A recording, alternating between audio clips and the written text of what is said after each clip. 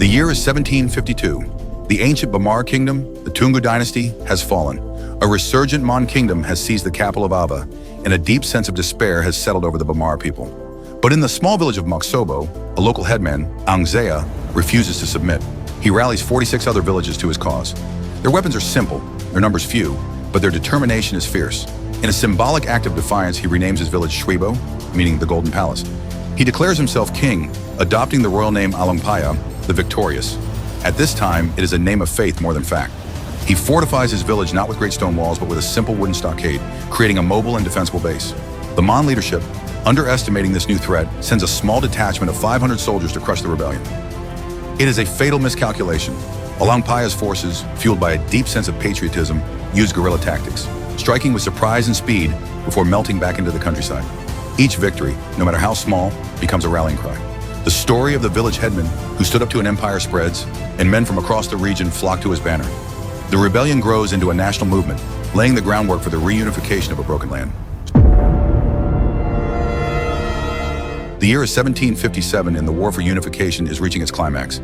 After successfully driving Mon forces out of northern Burma and capturing the strategic port of Dagon, which he renames Yangon, Alaungphaya sets his sights on the Mon capital of Bago. The Mon king, Binyadala, and his commander Talabon know this is their final stand. The city is heavily fortified, and they are prepared to fight to the last. The siege is long and brutal, lasting for months. The Mon, in a desperate attempt to break the resolve of the Bamar army, resort to public executions of Bamar prisoners. But this only fuels Alaungphaya's determination.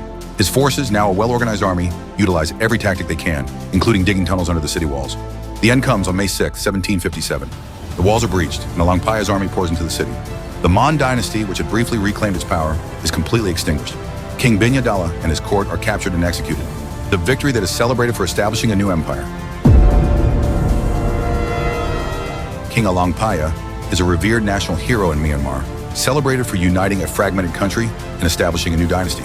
But his legacy is a complex one, fraught with division.